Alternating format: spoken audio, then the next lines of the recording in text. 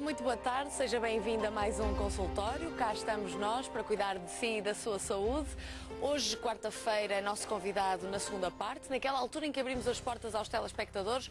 Hoje é nosso convidado o Dr. Ribeirinho Soares, é cirurgião plástico, por isso pode ir fazendo, pode ir preparando as suas perguntas e dúvidas sobre esta área e ligar-nos 22953-8525, 22953-8525 ou então consultório@portocanal.pt. São contactos que estão à disposição desde já, as linhas estão abertas, pode ligar já para garantir que consegue fazer a sua pergunta em direto na segunda parte ao nosso convidado especialista. E para já, nesta primeira parte, falamos de dores nas costas e vamos falar com um ortopedista porque a verdade é que esta é a época de regresso às aulas e, portanto, há aquela preocupação das mochilas, dos miúdos, mas a verdade é que as dores nas costas é um problema bastante mais abrangente do que nestas idades mais jovens. E para nos falar sobre isto é meu convidado então o Dr. Luís Teixeira, é ortopedista. Está bem disposto, doutor? Tudo bem. Olá, boa tarde. Está quentinho aqui no estúdio, não é? Estamos confortáveis. Débora, é verdade. Doutor, vamos então falar sobre este problema de dores nas costas. Falei aqui, frisei, do regresso às aulas. É uma preocupação, é certo, as mochilas, mas é um problema que afeta muito mais pessoas. É a segunda causa mais frequente de visitas ao médico. É correto? É verdade, Débora. As lombalgias, as dores vulgarmente chamadas as dores nas costas, representam, como disse muito bem, a segunda causa de procura na consulta de medicina geral e familiar e depois com o consequência aumento do número em consultas de especialidade. Um número ainda mais interessante, se eu lhe disser que as dores nas costas representam em Portugal a primeira causa de incapacidades parciais ou permanentes. Portanto, o que é que isso quer dizer? No número de baixas, no número de ausências laborais, as dores nas costas representam a primeira causa de ausência definitiva, de pessoas que são dadas como incapazes para a profissão que desempenham ou que temporariamente estão ausentes da sua atividade profissional. Isso tem muito impacto, o que acabou de dizer. Isso tem um impacto enorme em dois aspectos. Tem um impacto grande naquilo que é a patologia e a vida do dia-a-dia de cada um de nós. Pois, porque depois não condiciona só o trabalho, não é? Condiciona precisamente o dia-a-dia. Claro, todo o dia-a-dia, toda a qualidade pessoal, individual e inclusivamente o agregado familiar de cada um, mas depois tem um impacto socioeconómico enorme. Se nós dermos conta de que essas ausências laborais repercutem em termos de funcionalidade, em grande repercussão para as empresas, para os locais onde essas pessoas trabalham, é um peso para a nossa sociedade muito grande. E como é que essas dores surgem? Surgem de más posturas continuadas ao longo da vida? Como é que surgem? Débora, todos nós ao longo da vida temos uma dor esporádica e isso não é obrigatoriamente sinónimo de patologia. Exato. Se me disser que tem uma, duas vezes por ano, uma lombalgia, etc., eu não entendo que isso seja um sinal de preocupação e que obrigatoriamente deva ser observada por um médico. Agora, quando as dores se tornam cada vez mais frequentes, quando aumenta não apenas a frequência, mas também a intensidade, e quando adquirem determinadas características, quando simultaneamente para além da dor pode começar a ter alguns déficits neurológicos ou não, algumas dificuldades associadas. Ou seja, pode arrastar outros problemas mais complicados. Sim, então. A partir desse momento eu acho que deve ser, a pessoa em causa deve ser orientada para uma consulta, seja no âmbito da medicina geral e familiar inicialmente e posteriormente se justificar na área da especialidade. Há várias especialidades que habitualmente estão habituadas a lidar com este tipo de patologia, a ortopedia, a neurocirurgia, a medicina física e a reabilitação, a fisiatria, a reumatologia. Portanto, há uma panóplia muito grande da área médica, de especialistas, que estão capazes de dar resposta às solicitações dos doentes. E deixe-me insistir na minha pergunta. Uma má postura a vida toda, como nós estamos aqui hoje, estamos os dois de perna cruzada. Certo. Estamos aqui a forçar qualquer coisa que não devíamos, correto? Mais ou menos. Depende do tempo que permanecermos nesta posição. Mas estas posturas continuadas, ou a postura de trabalhar no computador, que habitualmente estamos assim, não é? Tudo isso não pode trazer um problema mais grave no futuro no que diz respeito às dores de costas? Sim. Há uma parte que fala bem, tem a ver com há que ter algum cuidado, não apenas no tipo da postura que adotamos, mas na forma como nos sentamos e no equipamento que utilizamos para nos sentar.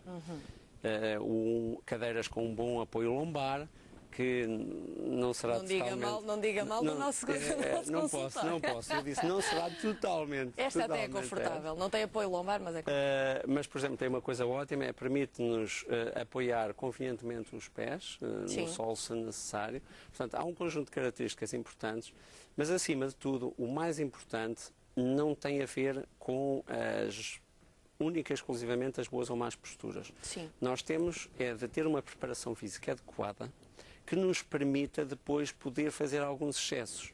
Repara uma coisa. Muitas vezes são continuados e fazem parte do nosso dia-a-dia, não é? Eu vou-lhe dar alguns dados, muitas vezes falo nisso em consulta com os doentes.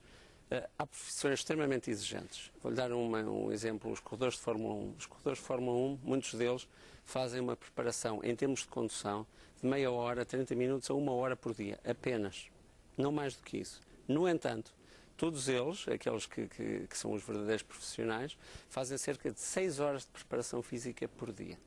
Repare, a preparação física que eles fazem, em termos de número de horas, é muito superior ao tempo que permanecem a conduzir. Isto é muito importante.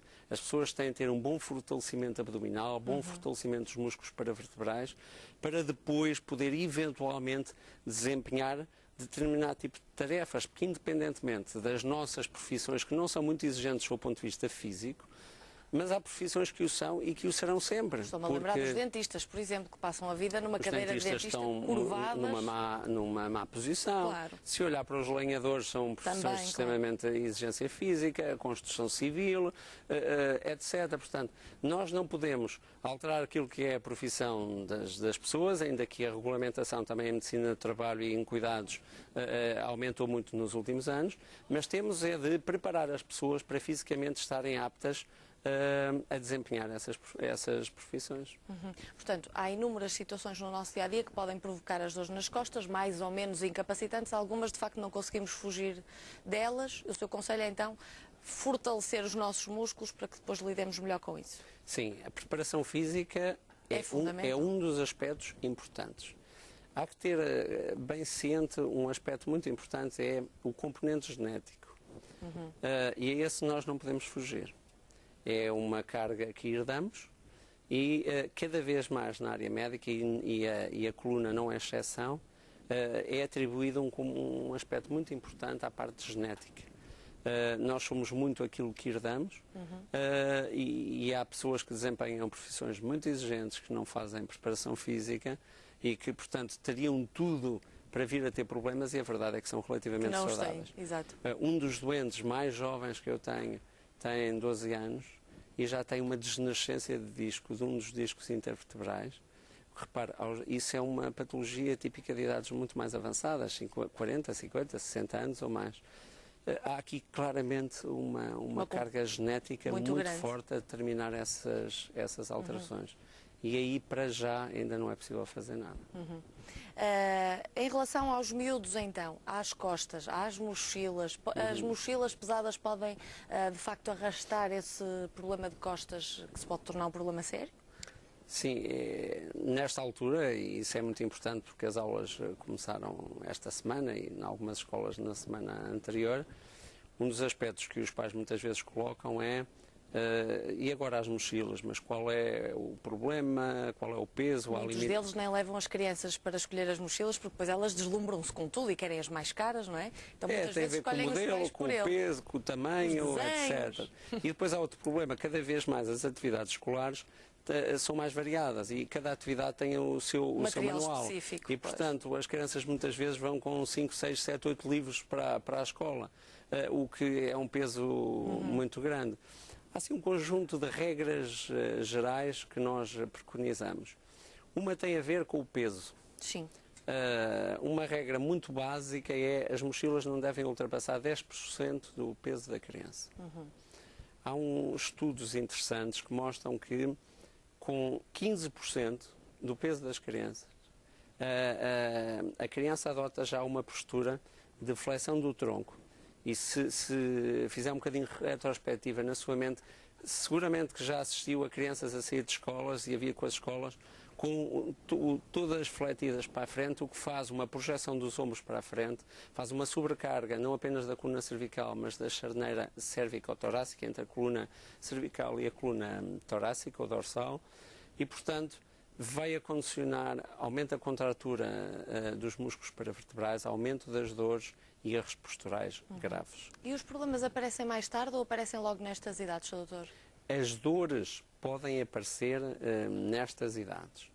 A criança tem uma elasticidade e toda a sua estrutura musculoesquelética ainda em desenvolvimento. E isso é um problema, porque podemos de futuro vir a pagar faturas de situações feitas em idades muito jovens. E aquilo que dizia há pouco, de os pais muitas vezes escolherem as mochilas pelos miúdos, não é importante eles escolherem para ver como se acondicionam, para ver pelo tamanho das costas das mochilas, não é importante eles também participarem? Eu acho que é importante os pais participarem, para além do peso, ter um conjunto de noções. Distribuição equitativa dos pesos, ou seja, muitas vezes e atualmente há alguns sacos que são só de uma alça única. Na minha altura usava-se muito, nós usávamos assim. Exatamente, mas isso em termos de balanço e de equilíbrio é muito complicado, como devem imaginar. Sim. E portanto nós preconizamos que sejam mochilas de dupla alça, de maneira a procurar equilibrar e distribuir equitativamente o peso da mochila. As alças terão naturalmente de ser almofadadas, confortáveis, etc. Depois, outra regra, a mochila e as alças devem ser adaptáveis, de maneira a permitir que a base da mochila não deve ficar abaixo da linha da cintura da criança. Isto é um aspecto muito importante. Pois, e que não é muito seguido. Não é muito Estou aqui seguido. A lembrar-me Não é muito seguido. Hoje vi crianças a sair da escola, de facto usam a mochila muito em baixo. Isso aumenta a carga. Se a mochila estiver mais para baixo, faz uma projeção do tronco para trás e a criança tenta compensar exatamente naquela posição que falámos há pouco, o que não é bom. Portanto, base da mochila, não ultrapassar a linha da cintura. Depois há outros truques. O ideal, e reparar, se for verem mochilas ditas profissionais, mochilas de marcas de profissionais não exclusivamente para a área escolar, mas, por exemplo, para caminheiros, etc., para caminhadas, as mochilas devem ter um apoio torácico de união das duas alças. Isso é o ideal, de maneira a tornar a mochila o mais estável possível ao tronco e evitar os movimentos de oscilação da mochila. Estamos a falar já a nível escolar, não é muito comum encontrar esse tipo de mochilas, mas no limite, e sobretudo fica aqui também o conselho para quem faz caminhadas, que é algo que está muito em voga agora, e utiliza mochilas, serem mochilas que tenham um apoio torácico. Ainda dentro da área das crianças, há alguns truques. A carga, os livros mais pesados devem ser colocados, por exemplo, na vertical e o mais junto da coluna possível. Isto para transpor a carga o mais possível para o eixo de carga da coluna vertebral. Isso é aquilo que nunca se faz, pois não, Sr. Doutor? Habitualmente isso não é feito. As pessoas também não têm essa informação e portanto, habitualmente... E não pensam, não é? Na hora de colocar as coisas. Os livros são colocados aleatoriamente sem olhar a esse pormenor. Mas não lhe queria cortar o raciocínio. Então, na vertical... O livro é colocado na vertical. Os mais pesados, o mais próximo possível da coluna vertebral, portanto, aqueles que ficam mais distantes devem ser os mais leves e o equipamento mais leve. Isto tem a ver no sentido de projetar a carga ao longo da coluna e não criar grandes braços de alavanca que condicionam sempre o tal movimento compensatório de hipercifose por parte da criança. E agora estou-me a lembrar que, penso que já todos nós fizemos aquele teste de nos encostarmos uma parede com os pés direitinhos, e a maior parte de nós é assim, não é? Por causa do peso também das mochilas, ou não será só por isso? Não, é assim, nós não somos completamente simétricos. Sim. Né? E, portanto, algo que muitas vezes nos questionam até nas consultas é: eu acho que tenho uma perna maior que a outra, eu acho que tenho isto, a calça bem é mais levantada de um lado e do outro. Não há uma simetria no corpo humano.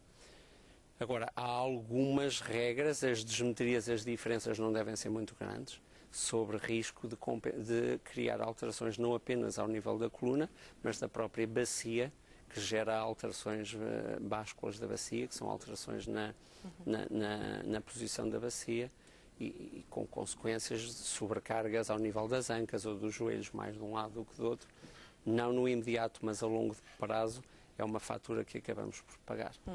E a sua posição em relação aos trolleys, às mochilas de rodinhas, serão melhores? Pronto, é uma opção, cada vez é mais preconizada. Se estiver ajustada Sim, à altura da criança, não é? tem de ser ajustado. Portanto, o trolley é algo que tem muito vindo a ser utilizado.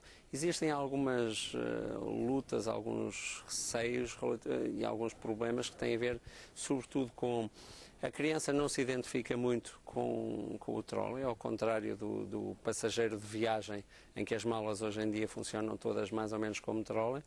E o outro lado tem a ver com as barreiras que existem, as barreiras físicas. Nem todas as escolas estão preparadas com rampas, nem todas as escolas estão preparadas com elevadores, e subir vários lances de escadas com um trolley é tudo menos confortável. E, portanto, há que adaptar... Às vezes pode ser pior que o soneto. Exatamente. Portanto, há que adaptar os estabelecimentos escolares também a esse tipo de limitações e de barreiras físicas. Eu acho que isso de forma progressiva, sobretudo nos novos estabelecimentos, isso tem vindo a ser conseguido. E para as crianças que têm que percorrer longas distâncias a pé para ir para a escola, qual é o melhor conselho? Serão as mochilas, se forem adequadas, ou os trolleys? Depende um bocadinho do peso. E, efetivamente, se a carga tiver de ser superior a 10%, por qualquer motivo, porque efetivamente naquele dia o número de livros, o número de equipamento escolar é superior a 10% do peso da criança, aí sim é melhor o trolley.